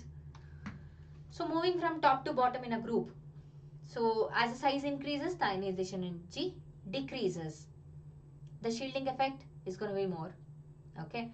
And the effective nuclear charge is going to be less because of, the screening effect is going to overpower that. Okay, as we go down the group, the outermost electron being increasingly farther from the nucleus, there is an increased shielding of the nuclear charge by the electrons in the inner levels. In this case, increase in shielding overweighs the increasing nuclear charge, and the removal of the outermost electron requires less energy down a group. See here, exceptions. 2s1, 2s2. It is fully filled. Okay, that's why this is an exception. So beryllium is going to have first ionization energy more than boron, but second ionization energy of boron is going to be more than beryllium. Okay, there are always going to be exceptions. You need to keep this in mind. And half filled p orbital in nitrogen. Okay, there is half filled. That's why in order to remove this electron, it's going to be very difficult. So first ionization energy in case of nitrogen is greater than oxygen, because it's easy to remove this electron, because it's going to be like this. Half filled, it's not half filled. Okay, we'll remove this electron. Actual order is lithium, boron, beryllium, carbon, oxygen, nitrogen, fluorine and neon. This is the actual one. Okay, lithium, boron, beryllium, carbon, oxygen, nitrogen, fluorine, neon. Why the exception here? So because beryllium is half filled, okay, and nitrogen is half filled. That's why. Electron gain enthalpy. We have discussed about ionization energy. Now it's time for us to learn about electron gain enthalpy. When an electron is added to a neutral gaseous atom, that was removal of electron. This is addition of electron. That is electron gain enthalpy. Gaining, which means that adding, right? So yeah, when an electron is added to a neutral gaseous atom to convert it into negative ion, the enthalpy change accompanying the process is defined as the electron gain enthalpy. Okay, it can be represented by delta H Eg. Eg is electron gain. Okay, so depending upon the element, it can be exothermic or endothermic, but ionization enthalpy is always endothermic in nature. Okay, so energy is released when an electron is added to an atom and the electron gain enthalpy is negative. Then it is exothermic. The energy will be given out. Endothermic, energy is absorbed when an electron is added to an atom and the electron gain enthalpy is positive. This is endothermic. Okay. So the trend across a period. What is the trend across a period? From left to right in the periodic table, atomic number increases. Therefore, nuclear charge also increases and the electron gain enthalpy increases. Electron gain enthalpy increases across a period. Down the group, electron gain enthalpy decreases. Why? Size increases, right? And the atomic number increases. Okay, and the effective nuclear charge is quite less down the group because of screening effect. Okay, so it is easier to, I'll write here, it is easier to add electrons. Easier to add electrons down the group. Difficult to add electrons across the period. Difficult to add electrons across the period. That's why it will have more energy. Okay, I mean it needs more energy. So which of the following will have the most negative electron gain enthalpy and which is the least negative? In order to answer these kind of questions, you need to have a very good understanding of the periodic table. Phosphorus, sulfur, chlorine, fluorine. Explain your answer. Do they belong to the same group or period? Remember this. I mean recall this. So halogens have the highest negative value of electron gain enthalpy because when they gain one more electron, they are going to be stable. Okay, that's why they have highest negative value of electron gain enthalpy. Here chlorine and fluorine both are halogens, but electron gain enthalpy of chlorine is more negative than fluorine because of very small size of fluorine, which causes inter-electronic repulsion among the electrons. Okay, so chlorine has the most negative electron gain enthalpy. Phosphorus has the least negative due to the larger size. Okay, so it is easier to add the electron to chlorine, okay, rather than adding to the phosphorus. They are asking about negative electron gain enthalpy. Negative electron gain enthalpy means, see, exothermic, okay, exothermic. A sudden large jump between the values of second and third ionization energies of an element would be associated with which of the following electronic configurations? Sudden large jump between the values of second and the third ionization energies, which means that first electron is already removed. Okay. Let's see. This is going to have 3p1. Okay. This is going to have 3p0. So there are no electrons here. It is 3s0. And then we have 3s1. Okay. Large jump is going to be values of second and third ionization energy. They're not asking about first and second. So this is the first. Next we'll have 3p0. Okay. So it is going to be 3s0, 2p, 5. Okay. Here we are going to have 3s0. And then, so this is the second. Okay. All of them here. And 3p0, 3s1. Okay. This is the second ionization energy. All of these. Second to third. Let's see. Here, second to third means 3p0, 3s1. No problem. There is not going to be much jump. Here, let's see. 2p5 to 2p4. No much jumping will be there. I mean, difference will be there. Okay. Here, let's see. 3p0, 3s1. 3s1 to 3s0. No much jump. But in case of this, see here, after removing these two electrons, this is completely filled. This is completely filled. So the third ionization is going to be very much. There is going to be a sudden jump. We need to provide a lot of energy. Okay. So, yes, it's going to be option D. A sudden large jump between the values of second and third ionization energies of an element indicates that the element has two electrons in its valence shell. Then the possible electronic configuration is 1s2, 2s2, 2p6 and 3s2. Okay. Why do noble gases have positive electron gain enthalpy? It is difficult to add an electron due to small size. It is difficult to add an electron due to high electronegativity. It is difficult to add an electron due to stable configuration. It is difficult to add an electron due to high electron affinity. They do not have high electron affinity. This is wrong. Okay, we can eliminate this. What is this? It is difficult to add an electron due to small size? Not really. It is difficult to add an electron due to high electronegativity. What is electronegativity? What's electronegativity? What's the property?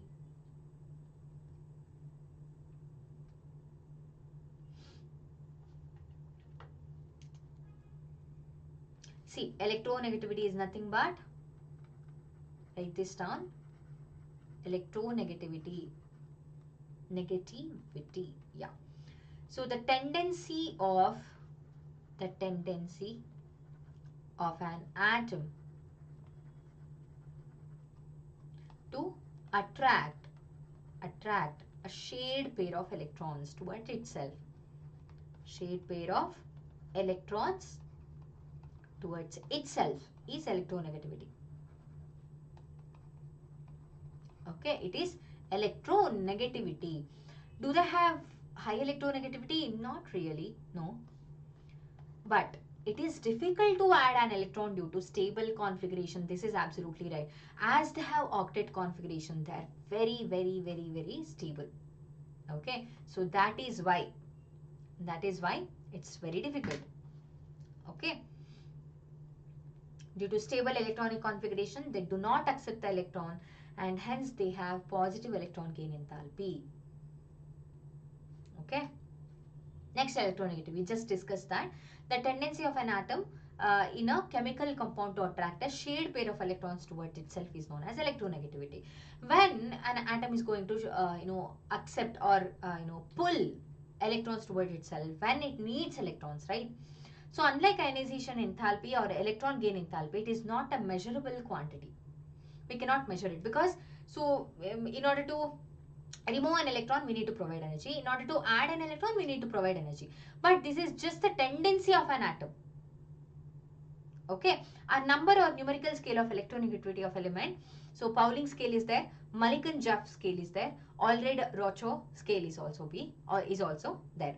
The one which is most widely used is Pauling scale in order to measure the electronegativity of a particular element. Pauling assumed the electronegativity value of fluorine is 4 and calculated the electronegativity values of other elements from this value. He took fluorine as the standard and calculated the electronegativity of other elements. In Pauling scale, elements having almost same electronegativity are carbon and sulfur. Okay, even iodine, carbon, sulfur, iodine, they have the similar electronegativity. The ability to attract a shared pair of electrons towards themselves. Nitrogen and chlorine 3.0, phosphorus, hydrogen and tellurium 2.1, cesium and francium 0.7, beryllium and aluminium 1.5, etc. So electronegativity increases across the period as atomic size decreases. The electronegativity, the tendency to attract a shared pair of electrons, increases across a period. There is also one more thing. So nonmetals tend to gain electrons, right? Nonmetals tend to gain electrons. This is also something that you can remember. So in the left side, left side of the periodic table, we have metals. Metals tend to lose electron, non-metals tend to gain electrons. So on moving from left to right, obviously electronegativity is going to be increased because non-metals tend to gain the electrons. And electronegativity decreases down the group as atomic size increases. Okay, so electronegativity decreases. I'll tell you why. So down the group, the size increases, atomic size. The nuclear charge is less. Okay, as there is screening effect. In order to pull a pair of electrons towards itself, so nucleus should be very strong. The nuclear charge should be very strong. But as the size increases, screening effect increases, the nuclear charge won't be that effective. So the elements or the atoms cannot pull the electrons towards itself. That's why electronegativity decreases down the group. I hope this is clear.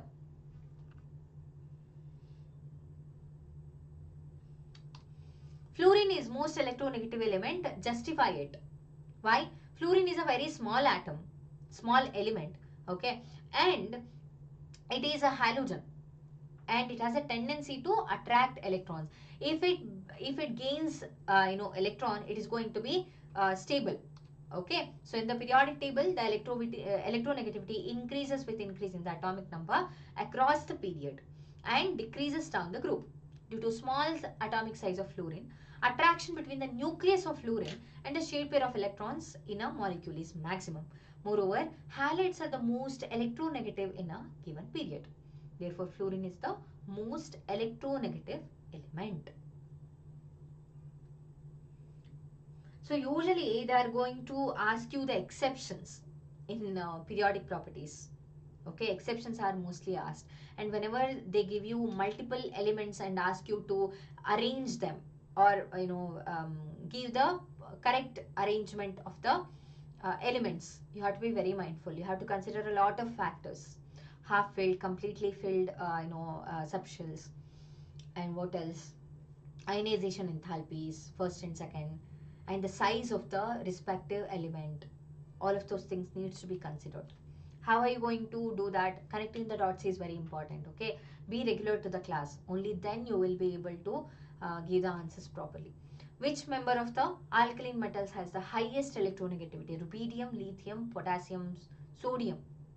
Highest electronegativity. Down the group, electronegativity decreases, right? Yeah, it is going to be lithium. Okay, so lithium, sodium, potassium, rubidium belongs to the same group. So down the group, so rubidium has the lowest electronegativity. Lowest because it is placed below all these elements.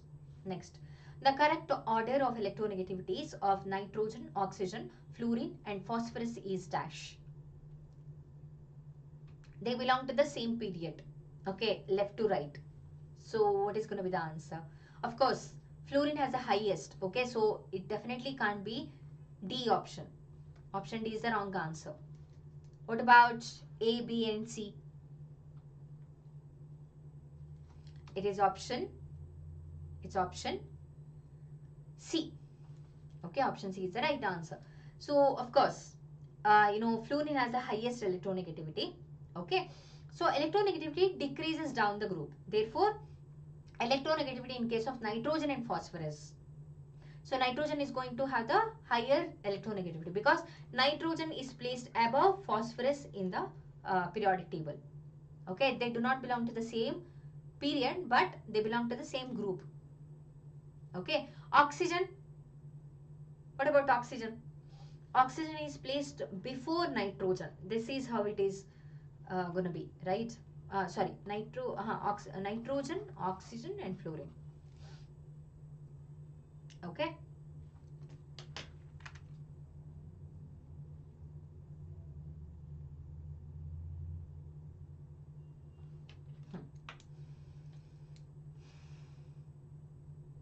I hope this is clear.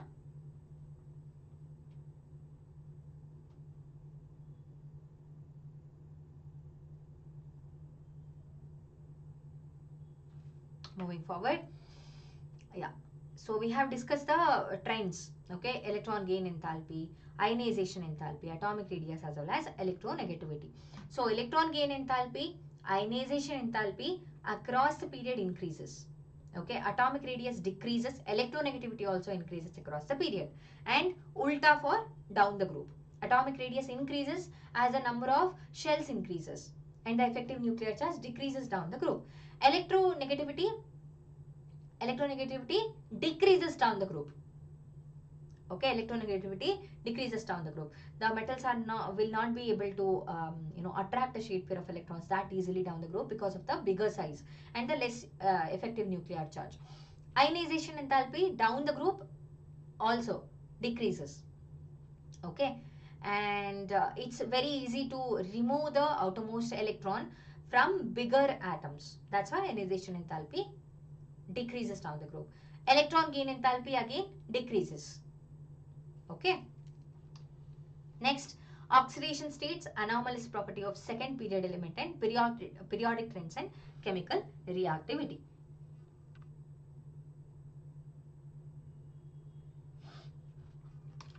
So, oxidation state. Before we understand oxidation, we have to understand what is the meaning of valence.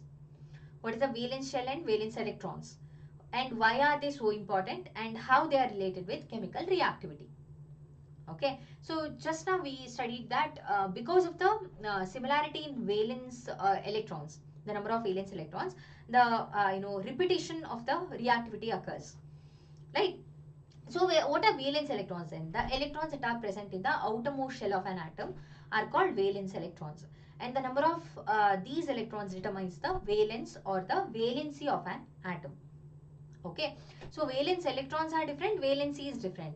Okay, valence electrons are just the number of electrons that are present in the outermost shell, that are valence electrons. Valency is the combining capacity. In case of representative elements, the valence of an atom is equal to either the number of valence electrons or equal to 8 minus the number of valence electrons. What are representative elements? The normal elements, the S and P block elements. Transition and inner transition elements, they show variable variable valency. Okay, sometimes it can be +2, +3, sometimes +4, +5. They show variable valencies, variable oxidation states also. Okay, but the most common valencies are 2 and 3, even in case of transition as well as inner transition elements. In chemical reactions, electrons are being accepted or lost or shared. When the complete transfer of electrons are going to happen, ionic bonds are formed, ionic compounds are formed. When sharing of electrons are going to happen, the covalent compounds are formed. Okay. Yeah, so this is the very reason why valence electrons play a very important role in deciding the chemical properties of an element. Sodium has 1 electron in its outermost shell, so sodium will lose only 1. Magnesium has 2 electrons in its outermost shell, so it's going to lose 2. So hydrogen has 1 electron in its valence shell, so it is neither going to donate or accept electron, it is going to share electron.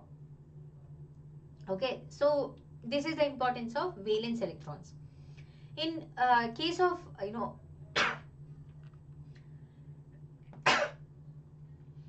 excuse me, with respect to periodicity of valence, so variation in a period, the number of valence electrons are going to increase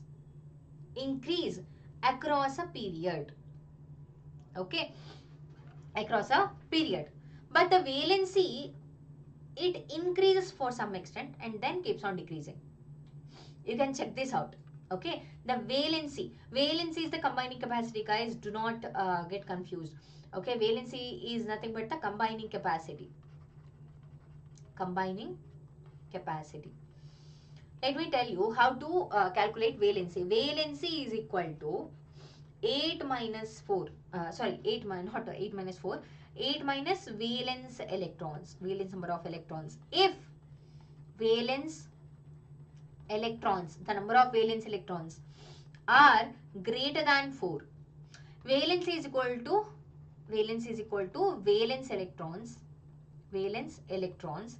If valence electrons are, number of valence electrons are less than 4. Okay. So if there is an atom, for example, nitrogen is there. Its electronic configuration is 2, 5. Okay. So its valency is going to be 8 minus 5. It's going to be 3. Why? The number of valence electrons are greater than 4. That's why. Okay, this is how it works. So variation in a group, moving down the group, the number of valence electrons remains the same.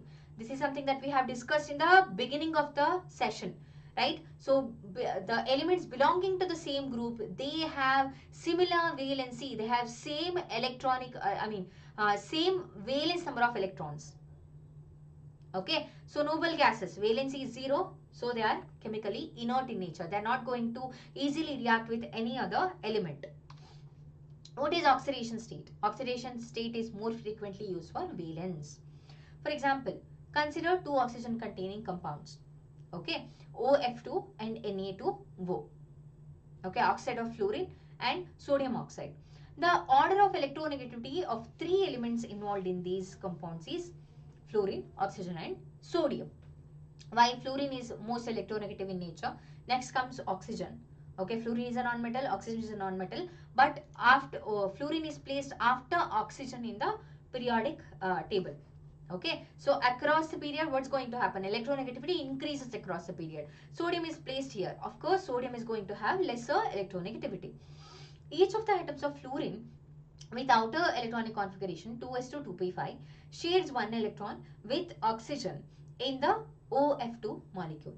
Being highest electronegative element, fluorine is going to have the oxidation state -1. Okay. On the other hand, Na2O, sodium oxide. Sodium with electronic configuration 3s1 loses 1 electron to oxygen and gives oxidation state +1. It's going to give +1 oxidation state. Okay. The oxidation state of the element represents the charge possessed by an atom due to the loss or gain of electrons in the molecule. What's oxidation state? It's nothing but the charge possessed by an atom due to loss or gain of electrons. It could be loss of electron or gain of electron. Either is fine. Okay, in a molecule. Alright. Yeah. Now, periodic trends in valence of electrons as shown by the formula and their compounds. So, this was something that was used by Mendeleev while formulating, while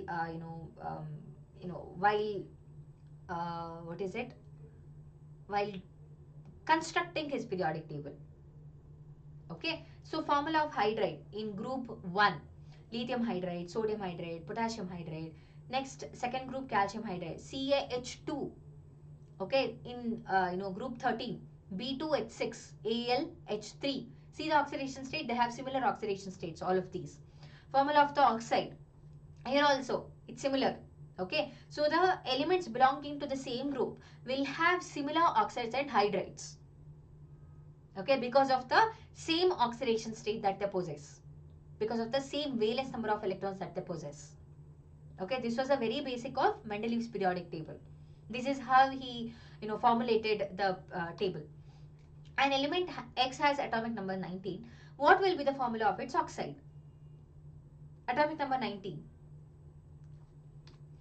So we need to write the electronic configuration first. 1s2, 2s2, 2p6, 3s2, 3p6, 4s1.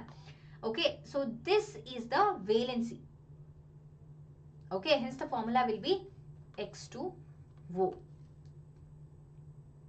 Okay, X2O. See here. See, formula of the oxide. Oxygen's valency is -2. Okay, next. An element P has atomic number 56. What will be the formula of its halide? Halides are halogens, group 17 elements. Halogens are group 17 elements. So halogens have the oxidation state -1. Oxidation state of halogens -1. Okay, you need to write the electronic configuration first. So 56, that is the electronic configuration of the noble gas, inert gas, followed by 6s2. Okay, xenon followed by 6s2. Formula is going to be px2. Okay, px2. How do we do that? So how do we write the formula? We are going to write the name of the element. We are going to write the valency and cross multiplying. Okay, element is P. Okay, here another is X. So valency of X, we know it, 1. What is going to be the valency of P? So from this we have deduced that it is 2. So cross multiplying px2. px2. Okay. Which of the following remains unchanged on descending a group in the periodic table? Valence electrons, atomic size, density, none of these. What remains unchanged? Atomic size? Valence electrons. Okay. So down the group, valence electrons remain same. Okay. So anomalous properties of second period elements now. So second period, what are the elements that belong to second period? Lithium, beryllium, boron, carbon, nitrogen, oxygen and fluorine. What is this anomalous property? Unique properties, which is different from the normal. Okay, that is anomalous property. So lithium, beryllium, boron, carbon, nitrogen, oxygen, fluorine have slightly different periodic properties than the rest of the elements belonging to group 1, 13 to 17 respectively. Lithium, unlike alkali metals, other alkali metals, and beryllium, unlike other alkaline earth metals. Okay, so this lithium. So group 1 elements are called what? What are they called? Group 2, group 1 and group 2. They belong to S block elements, right? What are they called? Yes, alkali metals and alkaline earth metals. Okay, alkali metals group 1. Alkaline earth metals group 2. Group 2. Okay, so lithium and beryllium, unlike the rest of the metals that belong to the same group. Okay, so they form compounds with covalent character. They usually form ionic compounds. Metals and non-metals form ionic compounds. The other members of this group predominantly form ionic compounds, but they do not, lithium and beryllium. It has been observed that some elements of the second period show similarities with the elements of the third period placed diagonally to each other. For example, lithium is going to show the similar properties to that of magnesium diagonally. Okay, see here, magnesium is placed here. See this? Okay, boron shows similar properties to that of silicon, diagonal element. Okay, yeah. So boron, beryllium shows properties similar to aluminium. Okay, similarity in properties of elements placed diagonally to each other called diagonal relationship. We call this diagonal relationship. This is the anomalous behavior. But what is the reason behind this? The reason for differences in periodic properties and hence in chemical behavior are metallic radius. We discussed about atomic radius, right? Covalent radius and metallic radius. That's the reason. Okay. See, lithium and magnesium, they have almost similar metallic radius. Beryllium and aluminium. Okay. So, ionic radius of M plus in picometer. Lithium and magnesium, almost similar. Okay, that is the very reason. See the difference here? There's a huge difference. See here, huge difference. That's why they have diagonal relationships. Okay, small size of these atoms, high electronegativity and large charge or radius ratio. Okay, this is the reason for their anomalous behavior.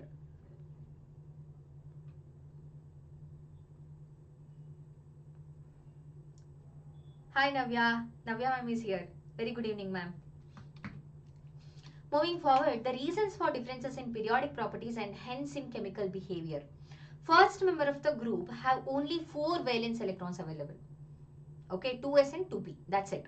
And they are very small, right? For bonding as compared to 9 available to the other members of the respective groups. In the same group, the shells are going to be added. But for the first couple of elements, the shells are going to be really less, low in number. Okay. So their maximum covalency is 4. Okay, maximum covalency means the number of electrons that they can share.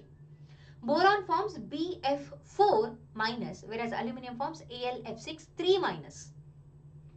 Okay, because of their maximum covalency 4. Because of smaller size and higher electronegativity, first member of each group shows greater ability to form p-pi multiple bonds either with itself or with the other elements of the second period. Okay, as compared to the subsequent members of the same group.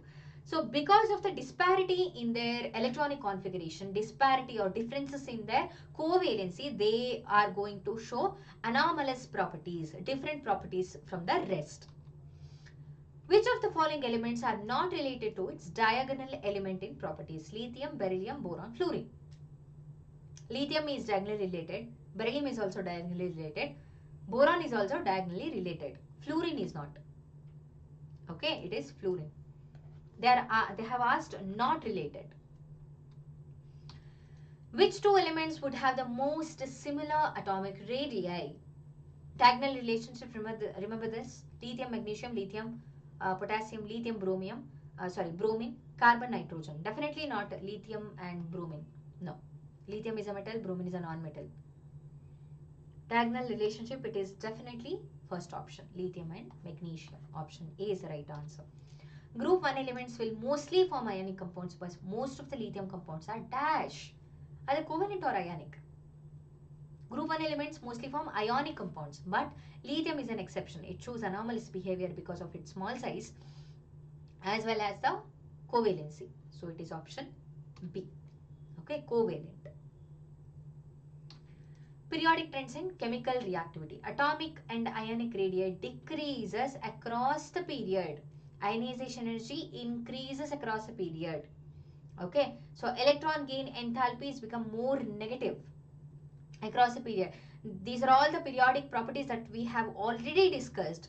So in order to explain, in order to understand chemical reactivity, the trend of the chemical reactivity across the period or down the group. So down the group, chemical reactivity remains same. Okay, except for anomalous behavior of certain elements. Chemical reactivity depends on the valency, right? So down the group, the valence number of electrons are going to be same. So they are going to show similar chemical reactivity. But across the period, almost all the properties are different and the number of valence electrons are different. That's why they are going to show different chemical reactivity. Okay, so high chemical reactivity at the two extremes and lowest in the center. Okay. Periodic trends and chemical reactivity now. The chemical reactivity of alkali metals on the extreme left is due to their ability to lose an electron and form corresponding cation, which means that sodium can easily lose one electron and become stable. It can obtain the noble gas configuration. Okay, the chemical reactivity of the halogen on the extreme right is due to their ability to gain an extra, leading to the formation of corresponding anion. So the extreme left can lose electron, the extreme right elements on the extreme right can gain electrons. Why? Because in order to attain the noble electronic configuration, okay, stable electronic configuration or octet configuration, everything about chemistry is about stability. Okay, how chemical reactions are going to happen, why chemical reactions are going to happen, everything is about stability. Okay, alkali metals are good reducing agents while halogens are good oxidizing agents. So reducing agents, what are they going to do? Reducing agents, They are going to add electrons. Oxidizing agents are going to remove the electrons.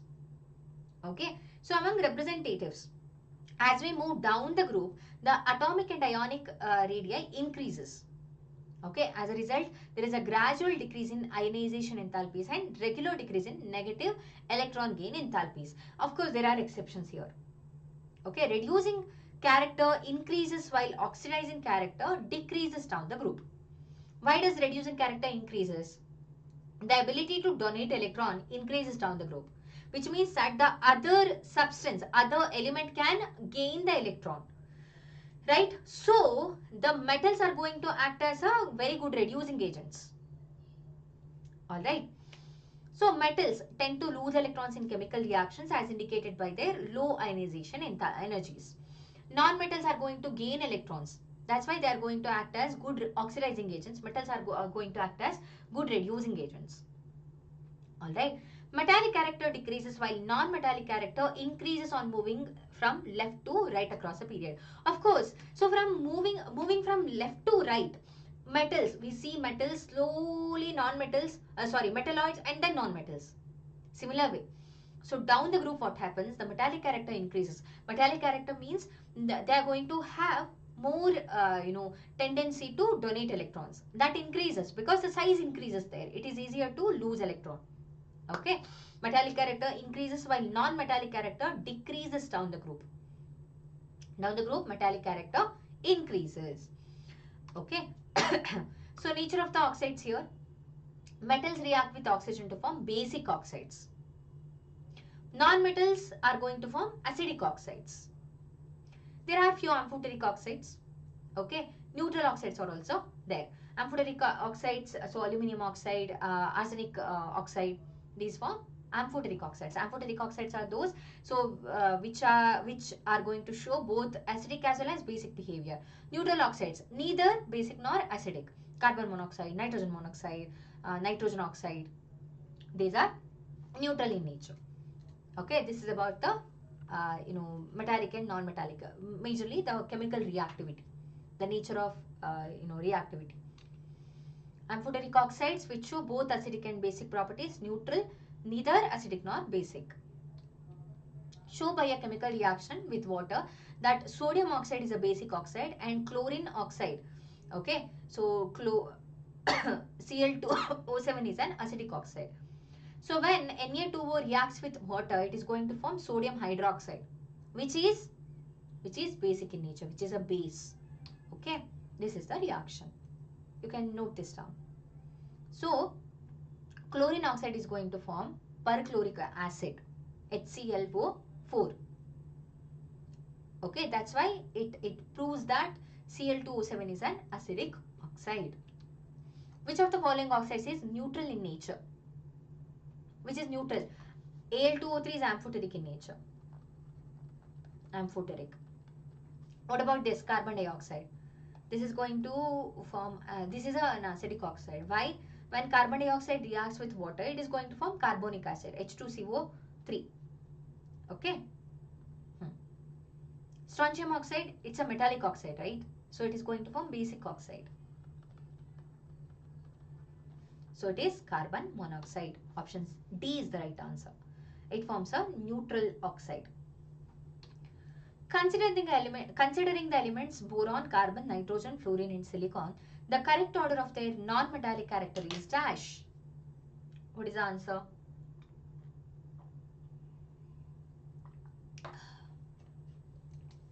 Boron, carbon, nitrogen. After nitrogen we have oxygen and then fluorine.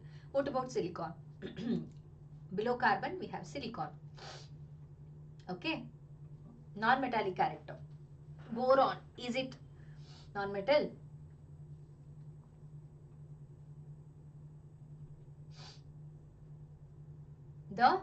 What is it? The correct order of the non-metallic character. Boron is a non-metal?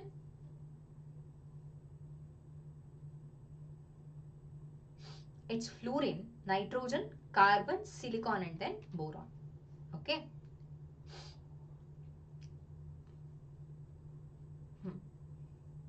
option C is the right answer. Okay, in a period, the non-metallic character increases from left to right. Thus, boron, carbon, nitrogen, fluorine, they have non-metallic character. Okay, so it decreases in the order. Fluorine is the most non-metal.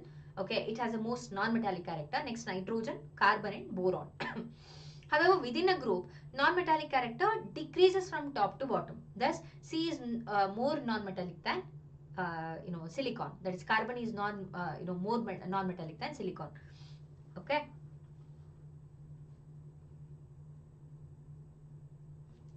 Let's see the periodic table here. It's easier. See, boron, carbon, nitrogen, fluorine, we have silicon here. Okay.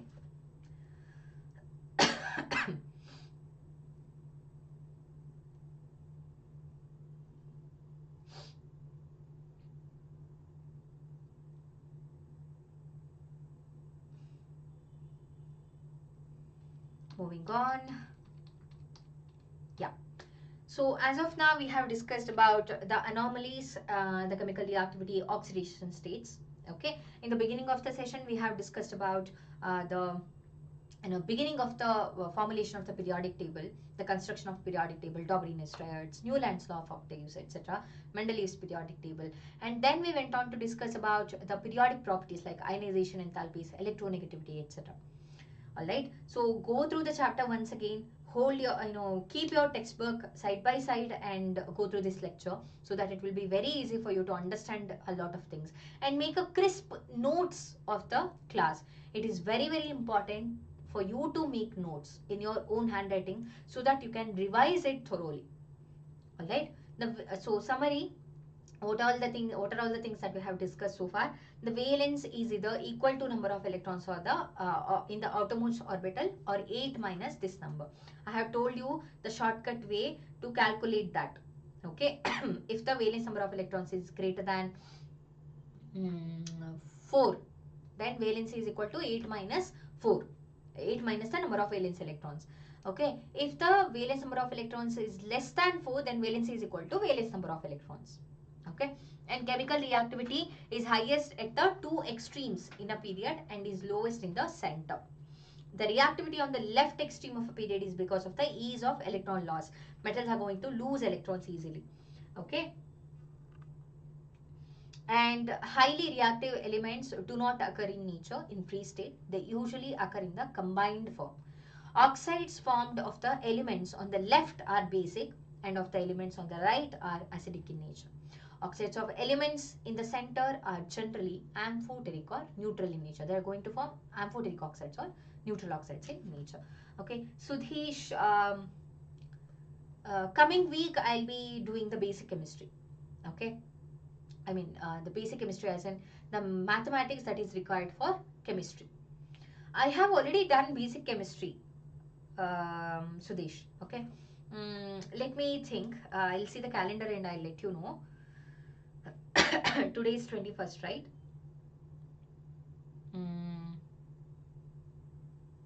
Okay, on 24th I'll be doing the basic maths. 24th of this month, that is Wednesday, I'll be doing the basic maths required for chemistry. Trust me, it's better that you learn basic maths required for chemistry by me, because so I used to find very simple ways to do the calculations, because I used to hate maths. Even now I hate maths. That's why. Alright. So this is all for today's session. Thank you so much for joining me. And do subscribe to the channel and turn on that notification button. And click on that thumbs up. Okay. So I'll see you in the next class. Tomorrow I'll be taking grade 11 chapter only. Okay. The continued chapters. I have already taken basic chemistry, the first chapter of grade 11, and periodic properties. Okay, go check that out and I'll see you in the next session. Okay, bye bye. Have a good night today.